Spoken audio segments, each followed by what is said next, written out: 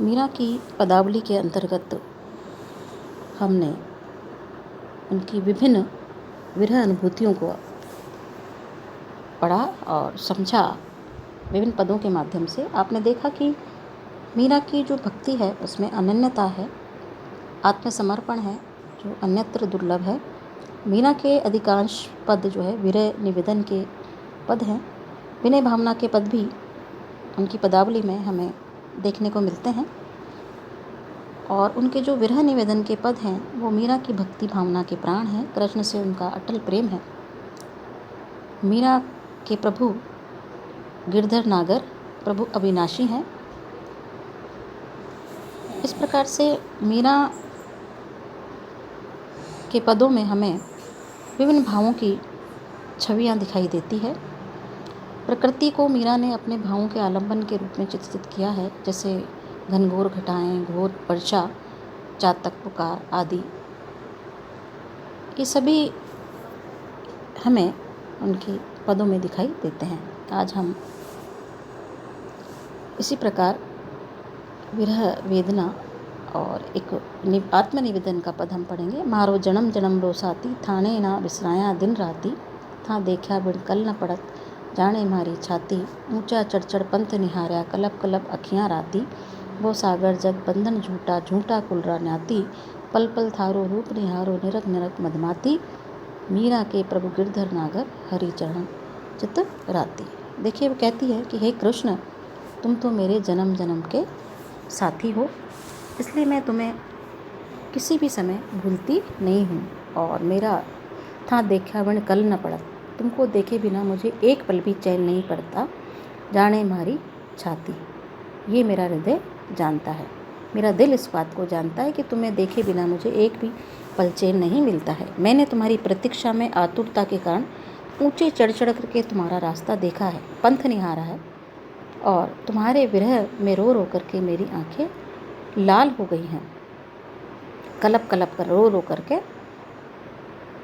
अखियाँ राती, अखियाँ लाल हो गई हैं। वो सागर जग बंधन झूठा, ये भव सागर, ये संसार रूपी जो सागर है, ये जगत के जितने भी सब बंधन हैं सब झूठे हैं। कुल के और अन्य संबंधी सब कुछ झूठे हैं। मीरा कहती है मैंने प्रत्येक पल, इसीलिए ये सब संसार जो है नश्वर है। पल पल थारो रूप निहारा, निरख निरख मदमाती, मीरा रे प्रभु गिरधर नागर, हरि चरण कल आती। इस प्रकार से मीरा कहती है कि मेरा प्रभु गिरधर नागर, मेरा चित्त तो हरि के अर्थात तुम्हारे चरणों में ही अनुरक्त हो गया है, अतः तुम्हारे बिना मेरा अन्यत्र कोई ठिकाना नहीं है। इसलिए मुझे अति शीघ्र दर्शन दे करके इस भव सागर, संसार सागर से मुझे मुक्त कराइए, क्योंकि इस संसार, ये जग का जो बंधन है सब झूठा है, सब कुछ निस्सार है। आगे वो कहती हैं बरसारी बदरिया सामन की मन भावन की, और सामन माँ उमगो मारो मनरी, भणक सुनरी हरि आमन की, उमड़ घुमड़ घण मेघा आया, दामन घण झर लामन री, बीजा बूंदा मैं आया बरसा, शीतल पवन सुहावन री, मीरा के प्रभु गिरधर नागर, बेला मंगन गामन री। तो यहाँ जो मीरा है उस समय का वर्णन कर रही है अपनी सखी से कि झरमर जो है मेघ बरस रहा है, बरसारी बदरिया, सावन की जो है बादल जो है घटाएं बरस रही है, बादल बरस रहे हैं। इस मनोहर सावन के माह में हमारा मन उमंग से भर गया है, क्योंकि वो कहती है अपनी सखी से कि मैंने सुना है कि कृष्ण के आने की जो बात है, आवाज़ है, मैंने सुन ली है। और सामन री मन भावन, सामन में हमारा मन उम गया, भनक सुनया हरि आमन की, क्योंकि मुझे ये भनक लगी है कि श्री कृष्ण आने वाले हैं। उमड़ घुमड़ घन मेघा आया, दामन घन झड़ लामन री, बीजा दाबू मेहा आया बरस्या, शीतल पवन सुनहावन री, मीरा के प्रभु गिरधर नागर, बेला मंगन गामन री। तो कहती है कि महकी बादलों की, बिजली की चमक ने पानी को और भी बरसा दिया है। दामन माने दामिनी बिजली, मेघा माने बादल, बेला माने समय, घन माने घन या बादल आकाश, और बिजली की चमक ने और भी पानी बरसा दिया है। मेघ की जो नन्ही नन्ही बूंदें पड़ रही है, और शीतल और सुहावनी हवा जो चल रही है, पवन जो चल रही है मंद मंद इस सावन के महीने में, मीरा कहती है कि मेरे प्रभु गिरधर नागर, ये समय तो मंगल गीत गाने का है, अर्थात तुम आ जाओ ताकि मैं आह्लाद आनंद खुशी से भर सकूं और मंगल गीत गा सकूं। यहाँ पर प्रकृति का जो है उद्दीपन रूप चित्रित हुआ है इस पद में। देखिए कि सामण माँ उमग्यो मारो मन, उमड़ घुमड़ घण मेघा आया, दामन घण झड़ लावण री, दामिनी चमक रही है और बादलों की झड़ी लगी हुई है। बीजा दाबू मेहा आया, बिजली बरस रही है, उसको चमक उसको दबा करके जो है बादल बरस रहे हैं।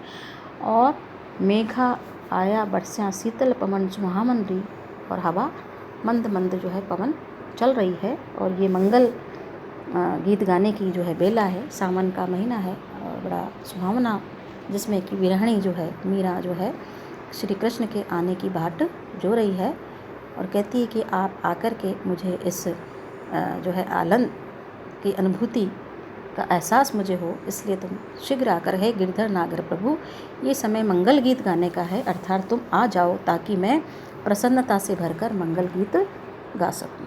आगे वो कहती चाल्या वाही देश प्रीतम पावा, चाल्या वाही देश, कहो कसुमल साड़ी रंगवा, कहो तो भगवा भेष, कहो तो मोतिन मांग भरावा, कहो छुटकावा केस, मीरा के प्रभु गिरधर नागर सुनियो बिरध नरेश। कहती कि किसी भी रूप में कृष्ण कोई सा भी वेश धारण कर पे कृष्ण जब मिल जाए तो वो रूप धारण करने के लिए वो तैयार है।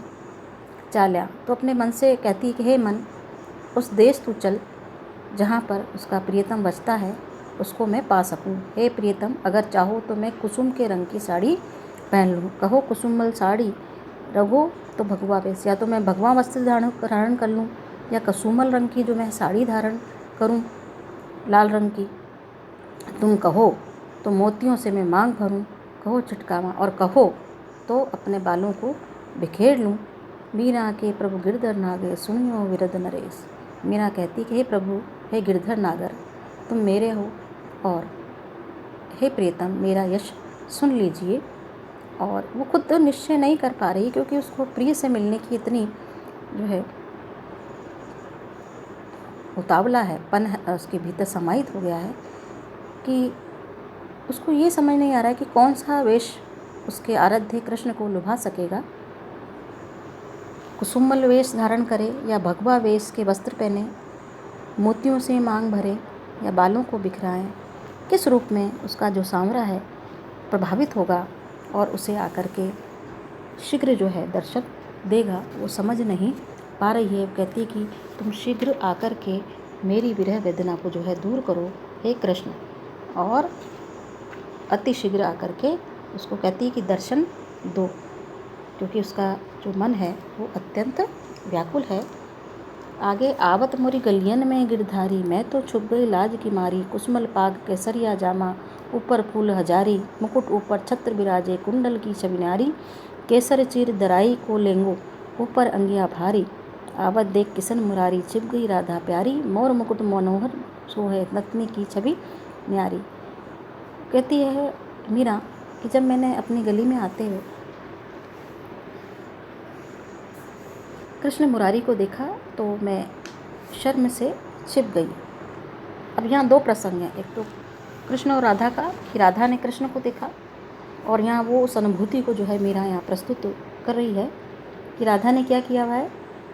लाल रंग की तो पगड़ी कृष्ण ने पहनी है, केसरिया रंग का ऊपर हजारों दल के फूल लगाए हुए हैं, उनके मुकुट के ऊपर छत्र शोभायमान था, कुंडल की छवि न्यारी है। और राधा ने क्या पहना हुआ है, केसरिया रंग का चीर पहना हुआ है, लहंगा रेशमी है। इस प्रकार से कृष्ण को जब उसने आते हुए देखा तो राधा प्यारी ने जब देखा, मीरा ये कह रही है कि जब कृष्ण को आते देखा राधा प्यारी ने तो लाज के मारे छिप गई। उसके सिर पर मोर मुकुट का जो है जो शोभायमान था। कहती है कि मीरा अंत में कहती है एक उसी प्रकार की जो परंपरा का निर्वहन इस पद में भी किया है कि वो कहती है कि मीरा कि ऐसे शोभा संपन्न कृष्ण के चरण कमल पर मैं बलिहारी जाती हूँ। क्योंकि दोनों को जब उनने देखा, हे कृष्ण सुनो, मुरारी सुनो, प्यारी राधा खड़ी हुई विनती कर रही है कि मेरे स्वामी तो गिरधर नागर है और मैं उनके चरण कमल पर न्योछावर हुई जाती हूँ। इस प्रकार से इसमें दो बातें दिखाई देती हैं जिसमें राधा कृष्ण का प्रसंग है। तो इस प्रकार से दोनों पद में थोड़ा सा यहाँ पर